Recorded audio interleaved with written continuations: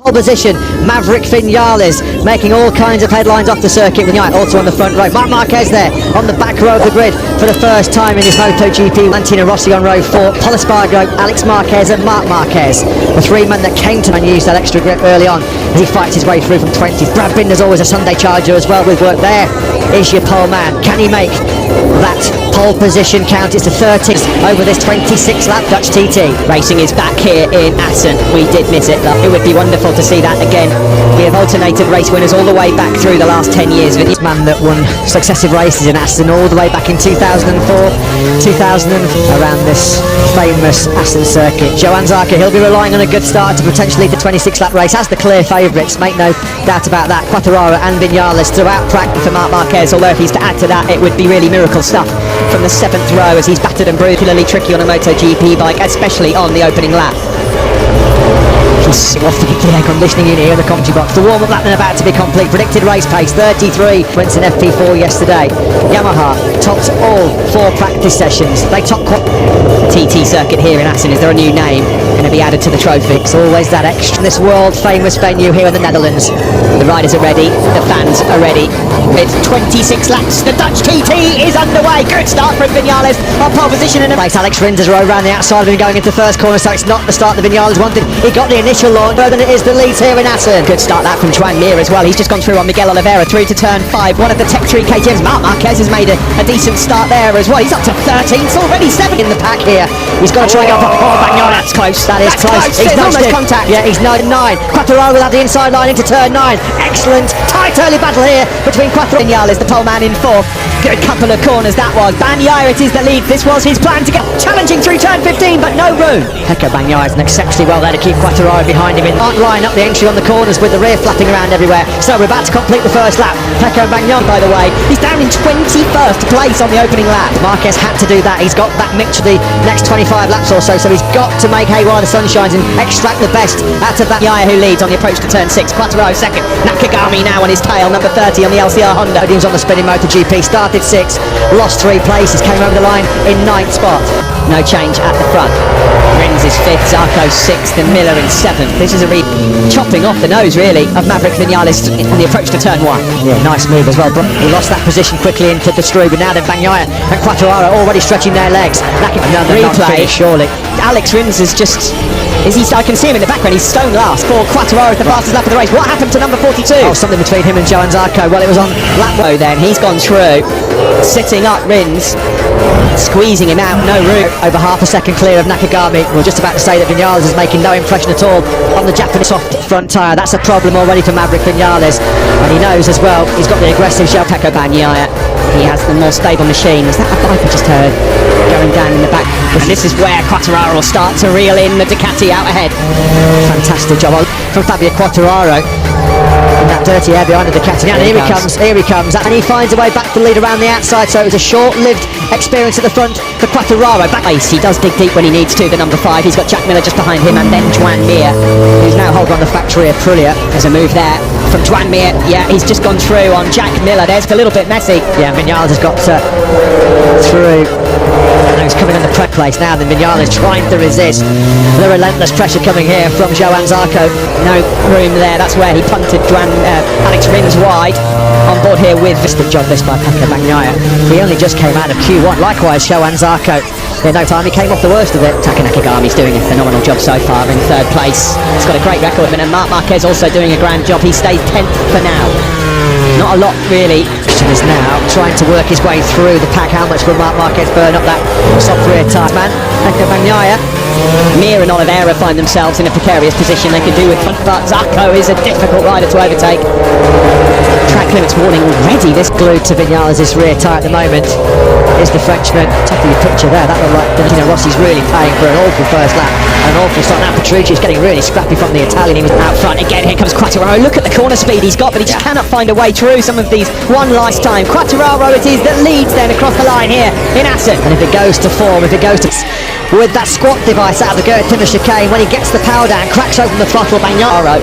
He's just retaliating immediately, which is not allowing Quartararo to get into the rhythm. Half a second lead, it could be by Fabio. Well, and you can see as well the fact that Quartararo can't get to the front. 0.3 seconds back to Marc Marquez in 10th place. Nakagami Nakagami. In sectors 3 and 4, it could be good night Vienna, it could be over, because the Yamaha is by far the motorcycle as well, and that Ducati, that's where the Yamaha really comes into its own. Is this the key moment for Fabio Quartararo? Can Bagnaia get close enough to... He's got to do here, he's got to get his head down, push for 2 or 3 laps and break away from Pecco Bagnaia, find a way back on through. He desperately tried. He did desperately tried. He laid it all on the line there, but Fabio from the Ducati coming out of turn number 11, that's all. Now then, can he fall?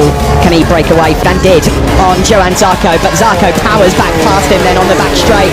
Joan Mir's Quartararo's going to try and bolt. He's going to really get the hammer down. There was a twitch there, wasn't it, for Zarco on the rear. You can see me ahead of him. 4 tenths up already, Quartararo then on Bagnaia. He's cut a bit more daylight between himself and Pecco Bagnaia. There'll be nothing that the Italian can do about this onslaught from Fabio. Get his head down, put together 3 or 4 really, really hot laps and just break away with Fabio Quartararo. Puts himself in this kind of position. He tends to get the job done. Great lap. As soon as he didn't have Bagnaia impeding him, he got straight into the 32s quite comfortably. 21st and 22nd place respectively. Well, if he can maintain sight of Luca Marini, he's done a good job. Quartararo, the championship leader. This would be a hammer blow to the opposition on the approach to the summer break. If it's going to be the tactic, once he hit the front, put the hammer down, try and stretch away, use the clear track of Assen. It just plays to their strength. It's Rossi's down. Rossi's down, and he looks 42 years of age in your 26th year of your Grand Prix career. It might be a sore start to the summer break for Ross. Absolutely destroyed. That is a big, big crash then for the doctor. Dismal day. Sonnen sees Fabio Quartararo again, a 32.8 for the second lap in succession, and again it's... Well, we saw, didn't we, yesterday in FP4 that Quartararo could post times like this for fun. You look at the next best man, I think it was Vinales to his credit, a 33.3 from him. But Fabio, even though he can't hold on to Quartararo, Vinales can't find a way through on Nakagami, who's doing a great job defending his line. Bagnaia gets out of Aston with a second place, given the difficulties of... He had 3 other podiums since they've been coming here in 2003, so this would be a big result. In 3 laps, he has just completely destroyed the chasing pack. Fourth sector, but they can't find a way through on the riders up ahead of them. And Quartararo then will be 2 seconds clear. Different plane, different league at the moment. Quartararo, 32.9 from him. That's the 3rd or 4th. They've all just set their personal best laps, but they are half a second, 6 tenths away from Quartararo, in danger of dropping into the 34s. Here is Bagnaia then. Pecco Bagnaia, he's having to do so much work with his upper body to wrestle and muscle that Ducati around. It's a long race, Bagnaia, but all those hours in the gym and on his push bike, well, they'll be well spent because this will be hard work. Dan Marc Marquez is just struggling to live with the pace of Aleix Espargaro and Miller up ahead. He's in 10th place. Pecco Bagnaia. Nakagami now then is getting on terms with the Ducati. Can the Japanese rider, the best we've seen of Nakagami in 2021 thus far? Through turns 12 and 13, you can see Bagnaia, particularly when you're trying to line up your bike through 14 and 15. That's not what Bagnaia can do, because that's why he's got big, big problems coming here from Nakagami and Vinales. Coming up towards tape. You see now Quartararo, he's opened up that advantage of almost 2.5 seconds, so he can just now drop those 3 or 4 132s. Were so crucial with that clear track. Once he broke Bagnaia, he always felt like the 3s, and he's still easily 4 tenths quicker than anybody behind him. And it would be a commanding lead. He'd taken the points behind. These guys all now ganging up on the tail of Pecco Bagnaia. Nakagami, what a move by the Japanese rider. That was big, bold and brave. Stability through turns 11, 12 and 13. Simon, oh look at that though, he just took the rescue. He hasn't got the pace, but he has got the machine underneath him to be able to... Truck hazard wide load signs on the back of that Ducati, does it, because he's doing a defensive job here. Fantastic. 13, that's where he's really having to work hard to keep Nakagami, Vinales and Zarco not get through on the bikes ahead of them. Mir can't get through on Zarco, Vinales can't get through on Nakagami. Fabio Quartararo up ahead. Yeah, you've got to feel like it might well be on the lap timings, the speed charts. Well, if there's a man in the pad knocking on the door for a year or two, last year, how on earth he wasn't standing on a podium at some point. I've always had good pace in the last 10 laps of races. Germany aside, when that decision to run the soft rear, that rear tyre for some strong pace in the last 7, 8, 9, 10 laps, and that could be crucial. Hit place through turn 5 we go. Mir struggling to get past the Espargaro, Marquez and Pol Espargaro. Yeah, Quartararo's now in that nice comfort zone because he did a 33.3, but having established that near 3 second gap, he's just put him into a great position. There's Rossi at the top of your picture. It's just enough. This is on board with Quattro. This would be a great camera angle here as you see him chop straight ahead to Energy Yamaha riders. Yeah, and from that point onwards, he quickly got back to Alex Rins, but since then, he's been sick of the sting. Look up the inside here. Maverick has got to make a move, but he's not quite close enough.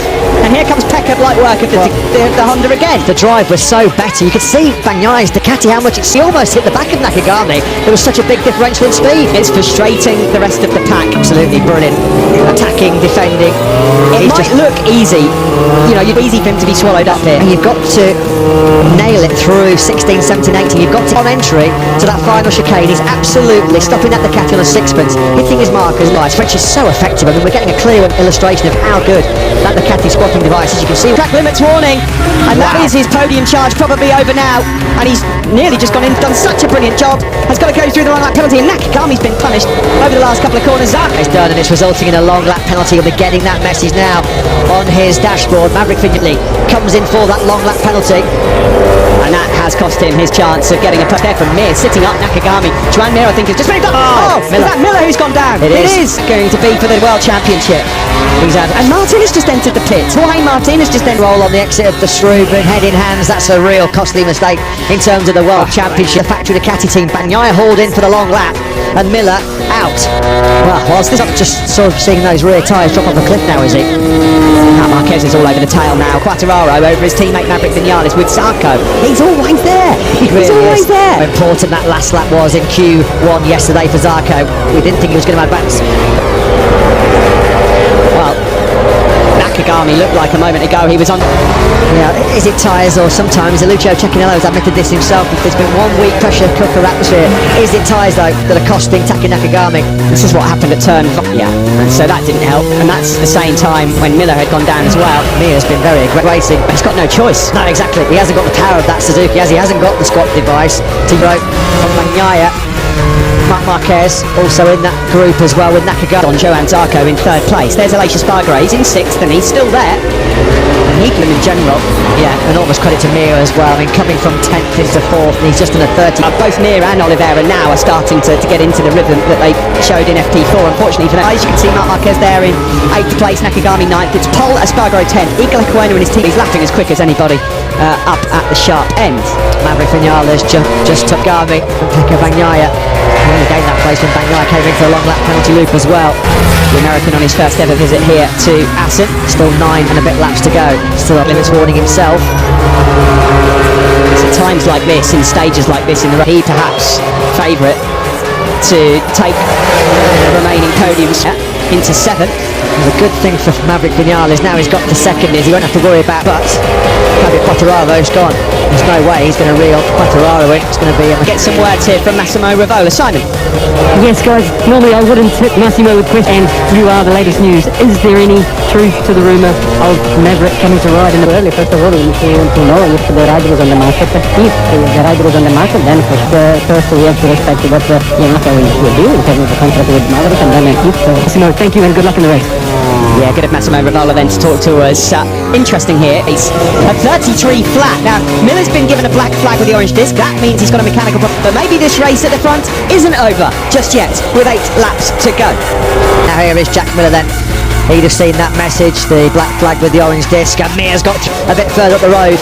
But as always, he's always finding something on race day, and Juan here far more than he would like to. Miguel Oliveira also now has got his eyes set on Zarco. He's getting into quite a we'd love to sign Maverick Vinales, so we'll wait and see what happens over the next couple of days. Bit of a no-brainer. Wants to join your team, anything to get out of Yamaha, it looks like. Miller in the pits then, and here is Mir. Incredible performance by him, and that's Marc Marquez firing up the inside of Aleix Espargaro into turn 3. Hurting at this stage of the race, won't he? Every centimetre of his battered body will be in pain, he'll be grimacing. Oh, that's Iker Lecuona.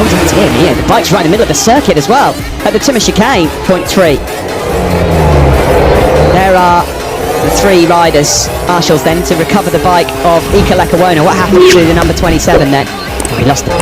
Tried to hold on to that one, didn't he? Gutted is Iker Lecuona. Yeah, another to start and not got dropped back to 4th or 5th on the first lap, because he's running the exact same pace right now as Fabio Quartararo.